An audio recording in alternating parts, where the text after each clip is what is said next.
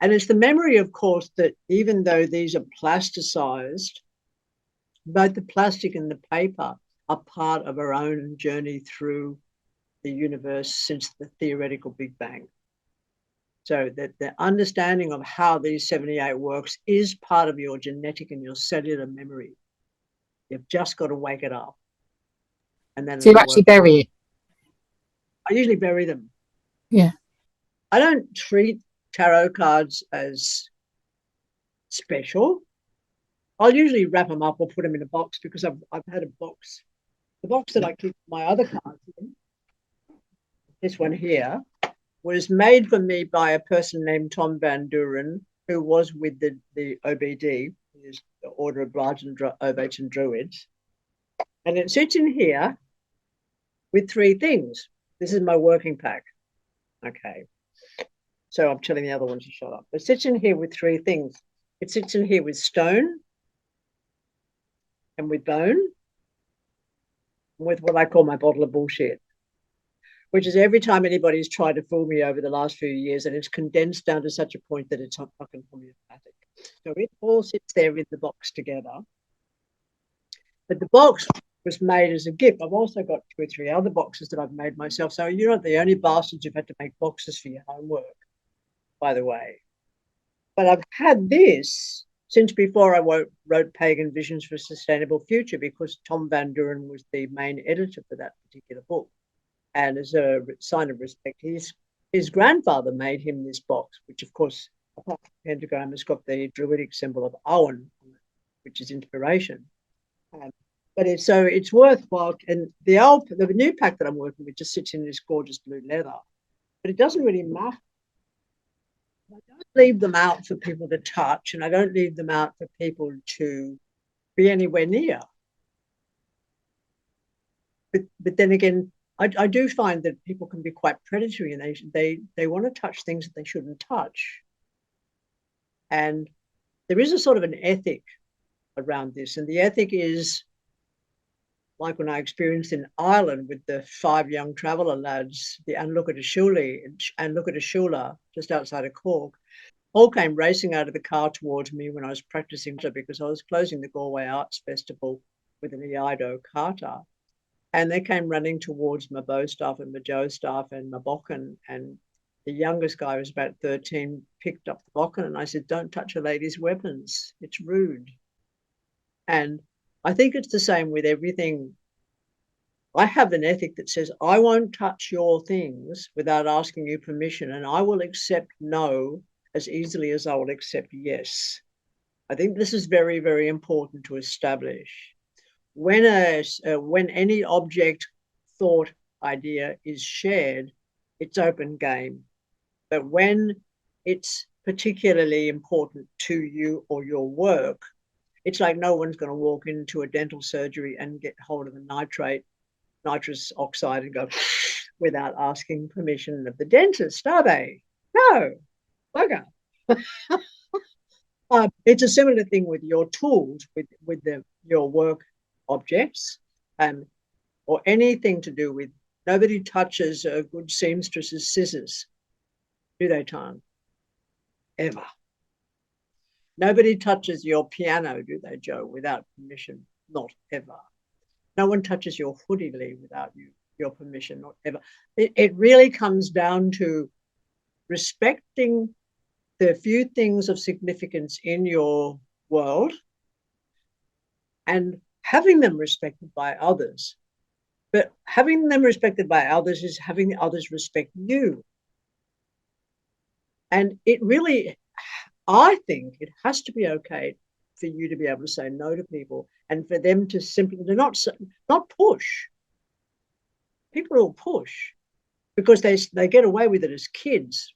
Mummy, can I have the Smarties? Mummy can have the Smarties. Mummy can have the Smarties. Daddy, can I have this car? Daddy, can I have this car? Daddy, can I have the car? Daddy, can I have the car? No. And you say no and no and no, and they push and they push and they push. No, first time. Mummy, can I have the Smarties? No. Okay. That's called honor, and it's called respect. There is not enough of it in our so-called privileged, pale Anglo-European Western culture. And we're here to sort of improve on that a little bit. And particularly with your work in metaphysics, in alchemy, is, apart from prostitution, one of the oldest jobs in the world. You know that, don't you?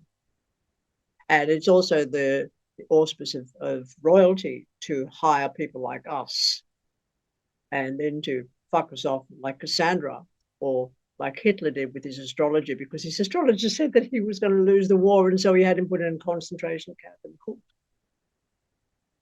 I think you do need to worry about who you're talking to with what. But this respect, it's like one of the foundations of love is the word respect. So let's get it right now and make certain no one touches your cards or no one touches your object art and your work tools. Okay, is that it? Am I out of here? I just wanted to ask a question. Oh, no, what is the significance of having a bone and a stone and bone in your cards? What's the difference? Is there a story behind that? Of course there is. Or it's a stone, or is a story.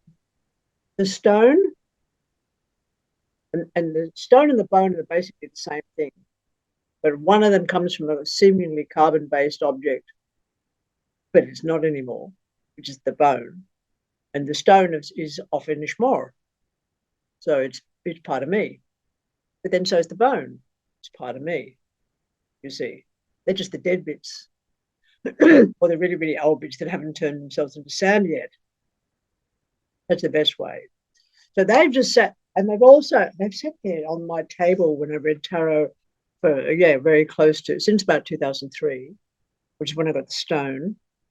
And I don't know the animal the bone comes from. And there's something exciting about not knowing the source of the animal that the bone came from. I found the bone in the forest. And it was like earlier when we talked about this, if you found a seed in the desert and you brought it home, you'd have to plant it and so on and so forth. So I just kind of honor both things because the stone is flat and the bone sits directly on top of it quite beautifully.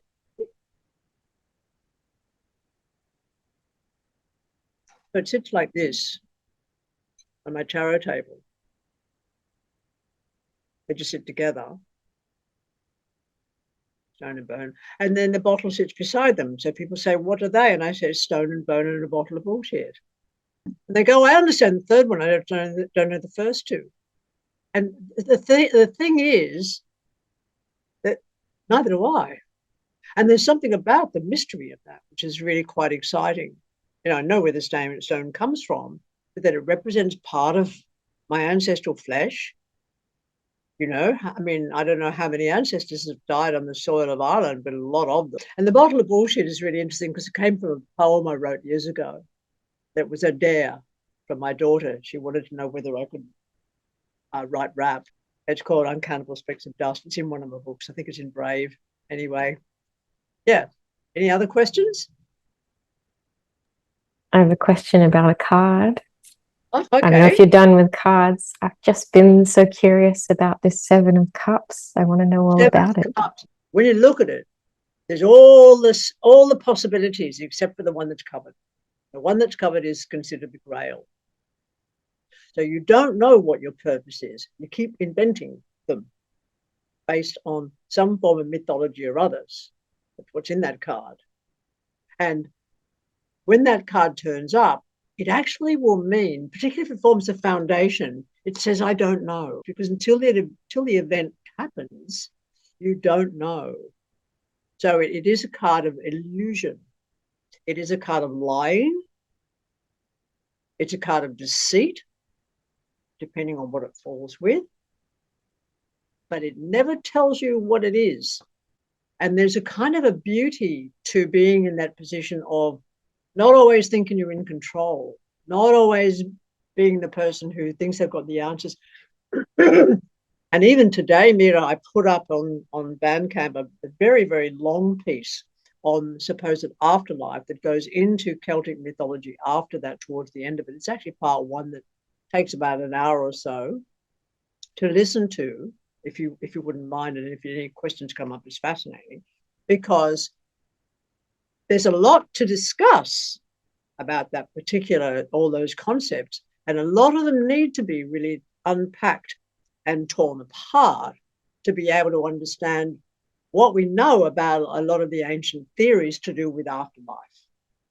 Because a lot of those ancient theories to do with afterlife have got to do with the experiences of the mystic on the so-called shamanic journey of working with Amanita muscaria, for example, or the hashishim.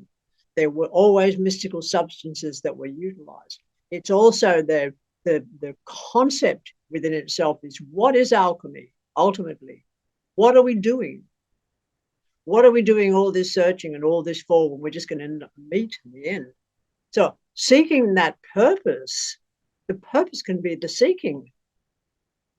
It doesn't have to have an outcome. If you've got an outcome, you've got an answer. And if you've got an answer, you've trapped the wolf in the cage, so to speak. And then you're stuck with the answer instead of allowing the question to then trigger more questions, you see. Yeah, so it's a very, very significant card, but it actually means nothing. Do you get me? While meaning sort of everything at once. It could be any of those things that are exposed, but the one thing it's not showing you is the one thing you're going to want to know about. The secret, the mystery. And as such, that makes us all hunters.